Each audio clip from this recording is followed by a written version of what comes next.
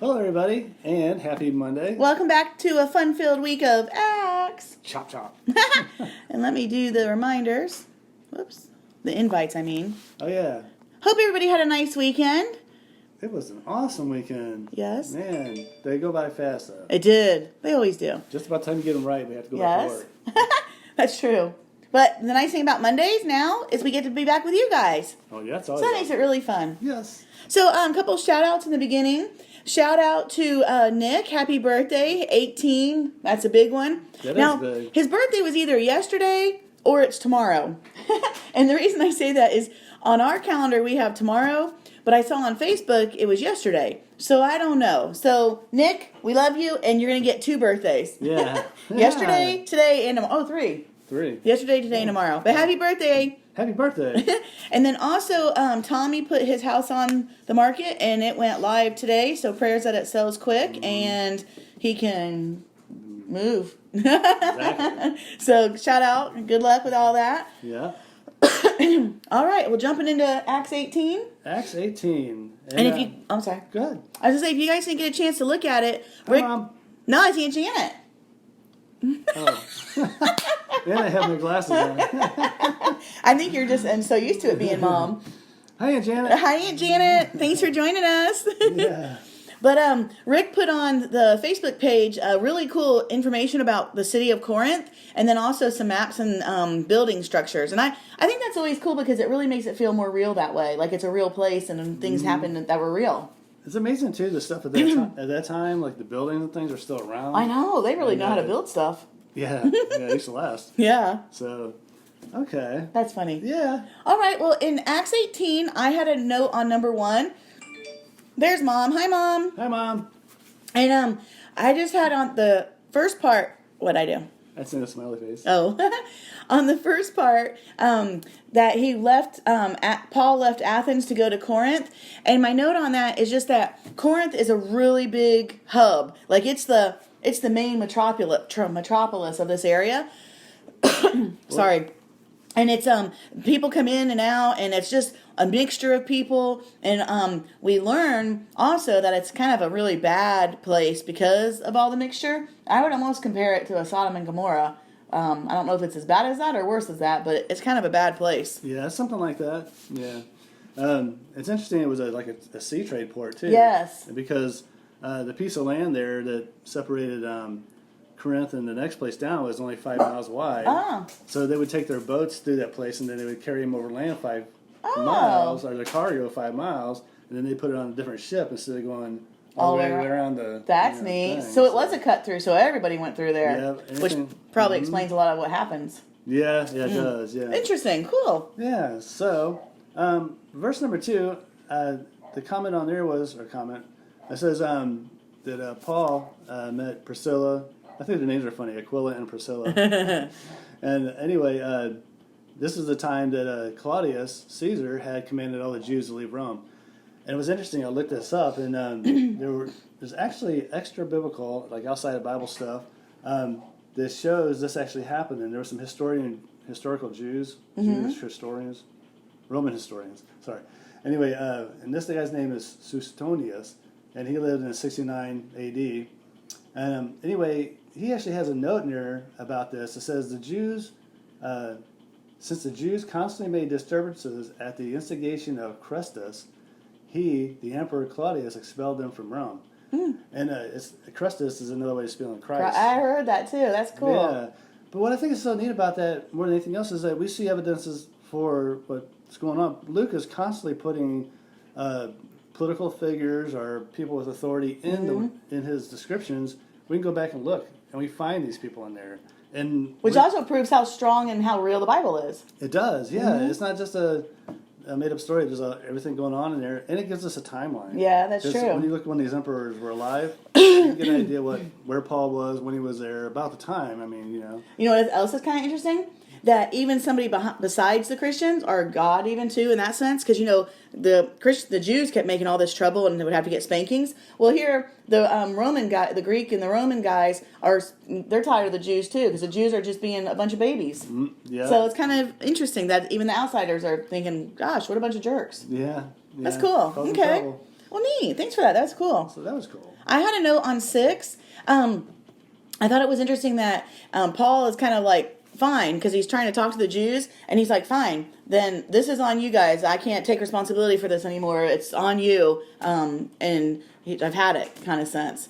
And then I had a note on 8, and for me, the footnote, but the synagogue part, it was interesting that the ruler of the synagogue. Oh, so on 6, sorry. So he's like, fine, forget it. I'm tired of you guys. And so he goes to the Gentiles because he's going to go preach to the Gentiles. Well, all he has to do is go next door because there's a guy there named Titus or Titius Justus. And he is right next door to the synagogue, and he's a Gentile and he's a Christian. So that's, or he becomes that and stuff. But I think that's kind of cool. He just has to go next door. He just marches off mad next door. That's right. I'm going to be so mad go next door. I'm going over here. That's right. But then in 8, I think it's neat that the ruler of the synagogue, Crispus, he actually believes and wants to get saved. So I think that's really cool, and he gets baptized. So here you have all the guys in the synagogue causing trouble and being mad, but the ruler of the synagogue believes. So that's kind of cool, and that causes a rift, of course. Verse number 10, I like to, okay, we know what Corinth is. It's a city of prostitution and gambling and all this stuff going on, and a bunch of immoral stuff. But in verse 10, God says, to Paul, I'm with you, and no one will attack you or harm you, for I have many people in this city, or I have many in the city who are my people. And this is actually neat because God already knows who's his. Yeah. Even in a city like this, I mean, God calls us out of darkness. And Apostle Peter, he says that. He says that we're called out of darkness into the light. We all start off, no matter what, in a bad spot. True. God calls us out of that darkness. Oh, that's special. And it's neat because the hope of that, too, is we're called, even before we even know about it, we're called. God has called us, and he loves us, and he's made us a chosen people. What a cool blessing. And a royal people out of that. Isn't You that made me cry. It's awesome. So what I'm trying to say is none of us are beyond the reach of God. And no matter what we think we've done and how far we've gone, we've never gone far enough away from him. He can always call us back. How am I supposed to talk now? I don't know, but it's just awesome. It is. We have a good God. That's really special. But I want to say 2 things. Another thing about Paul being, God saying, don't be fearful, because the last couple missions Paul's been on, he's gotten his butt kicked, because they've stoned him, they tortured him, they imprisoned him. So you can imagine he'd be a little bit, he's not scared, but that's cool that God's like, hey, it's okay, I gotcha. Yeah. So I think that's kind of cool too. Yeah, and one more thing with that is that he says he has many in the city that are my people. But just back in Acts 13, we read, as many as were appointed to eternal life believe. So God's doing amazing work here in a hard place to do. That's really cool. So. Yeah, because I think on one of my notes coming up on number 17, I don't know why I had a note on that.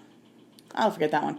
On 18 though, I want to just mention because I'm trying to go to my notes, but in the city of Corinth, they had the whole section of prostitutes, like the 1,000 of them, because it's a goddess of Apollo is there, and she's like the goddess of love. And remember this?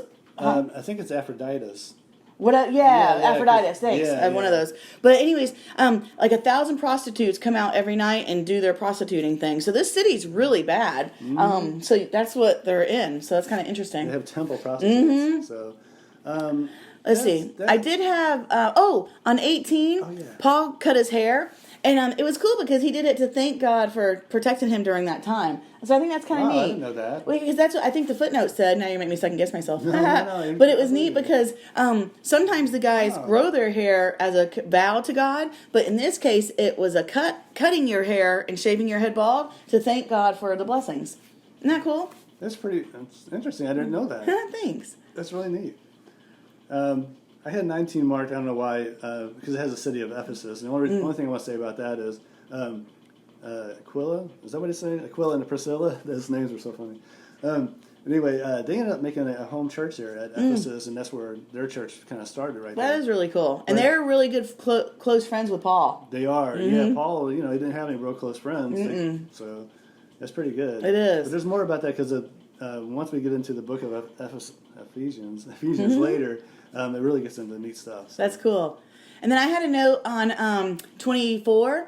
And I think it's neat because this is where Apollos, thanks for correcting the Aphrodites, but Apollos speaks. And it's kind of neat because he comes into the picture and he, what I think is neat about him is he actually was there and followed John the Baptist. So here's somebody who was around from John the Baptist, and now he's joining up with the apostles. So I think that's kind of neat. And he knows the scriptures and he's eloquent. He just needs some training, and that's what that Aquila and whatever, they're going to help train him, which is kind of cool. Yeah, it is pretty cool.